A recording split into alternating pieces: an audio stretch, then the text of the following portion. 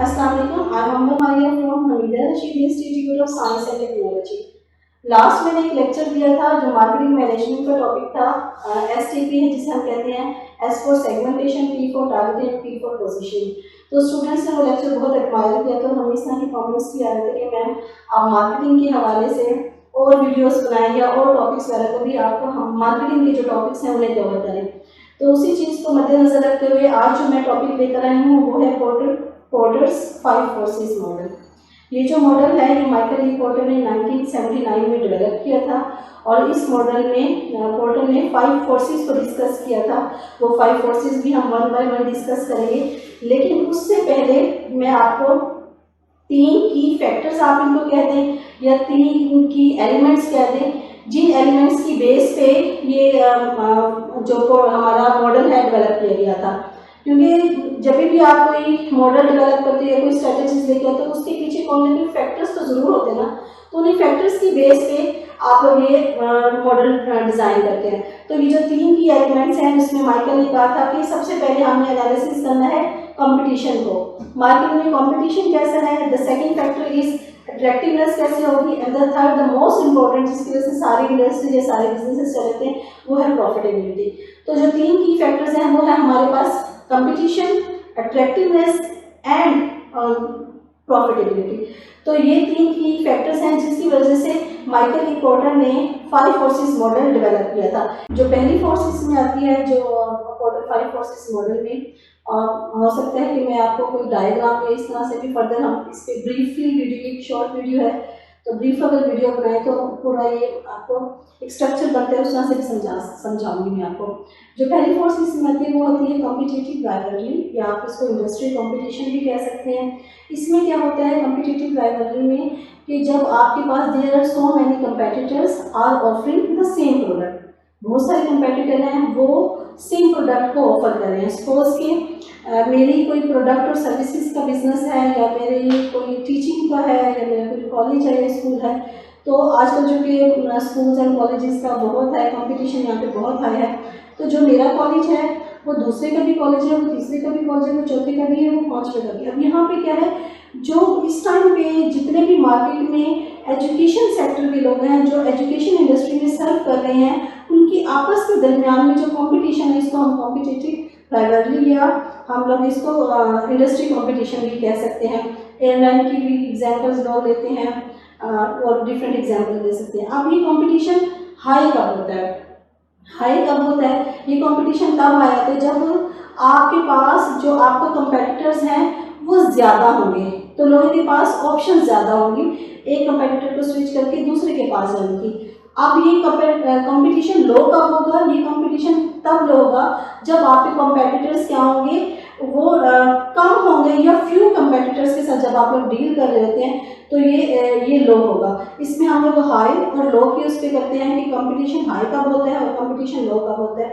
I hope आपको ये वाला टॉपिक्स ये वाला पॉइंट समझ में आ गया। दूसरा हम लोग जो फोर्स हम कह सकते हैं, दूसरी फोर्स में हम लोग देखते हैं थ्रेट ऑफ न्यू एंट्रेंट्स, कि मार्केट में कोई नया कंपेटिटर तो नहीं आ गया, क्योंकि जो एग्जिस्टिंग कंपेटिटर है आप उसकी स्ट्रेटजीज को जानते हैं, उसके लाइबिलिटी को जानते हैं, वो किस तरह से वर्क करते हैं, आपको उसके बारे में बेसिकली बहुत अच्छे से पता होता है। लेकिन जो नया आने वाला कंपेटिटर है वो क्या स्ट्रेटजीज लेकर, तो ये जितने भी हम लोग 5 फोर्सेस के मॉडल में ये सबसे डेंजरस को माना जाता है कि नए आने वाला है, न्यू स्ट्रेटजीज, न्यू आइडियाज किस तरह से काम करता है, तो ये थ्रेट, ये भी हर वक्त थ्रेट रहता है। अब ये हाई कब होता है, लो कब होता है। अब जिसमें ये कंपटीशन हाई हो सकता है किस सूरत की बेस सिचुएशन पे हो सकता है, उसमें सबसे पहले आप लोग देख सकते हैं कि अगर आपके पास जो कॉस्ट है जिसमें कैपिटल कम ज़्यादा इन्वेस्ट करना पड़े, कैपिटल कम इन्वेस्ट करना पड़े, और जो आपके पास पॉलिसीज होती हैं,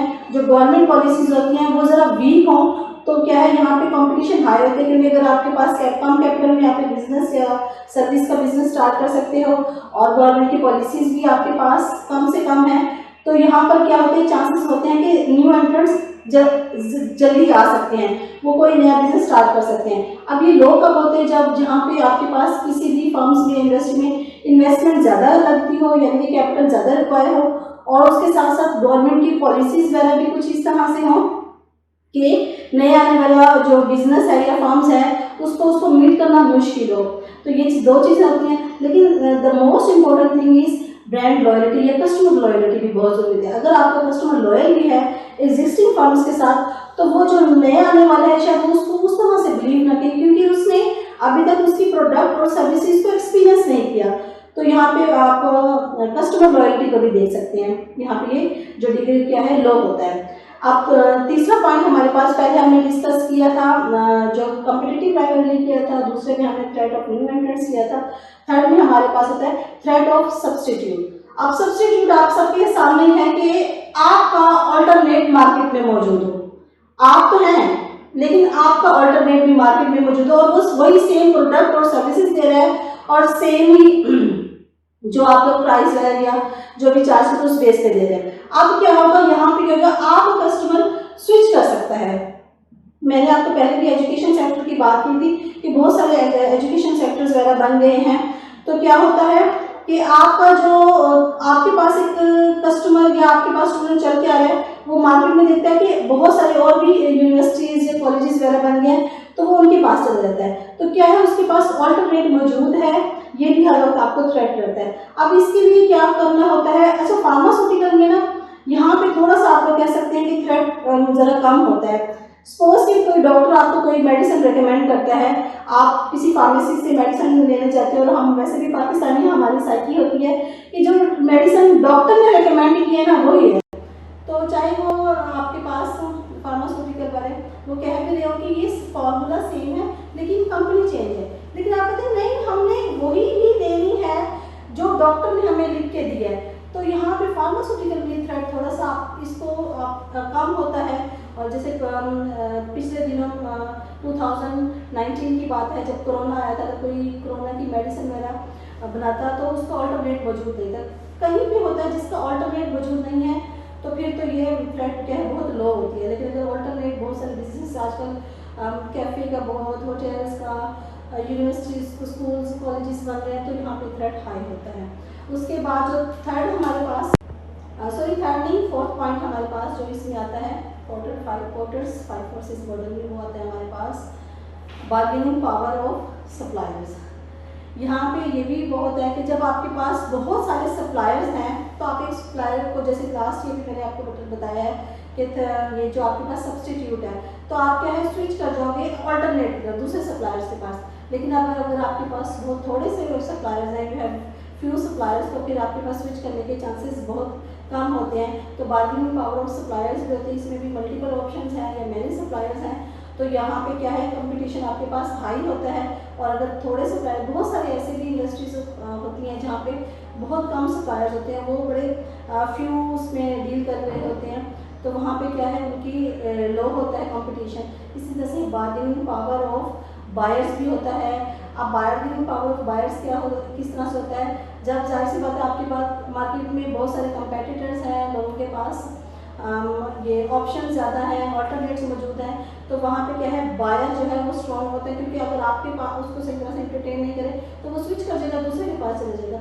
लेकिन अगर सिर्फ आप ही हैं और आपके अलावा कोई और नहीं डील कर रहा, तो आपका जो कस्टमर है, जो आपका क्लाइंट है, कंज्यूमर है, वो स्विच नहीं करेगा, वो आप ही के पास रहेगा। आई होप आपको ये जो हमारा क्वार्टर्स 5 फोर्सेस मॉडल समझ में आ गया हो। ये जस्ट मैंने इसका ओवरव्यू दिया है, फर्दर हम देखेंगे कि मैं इसको ब्रीफली डिस्कस करती हूँ के लिए।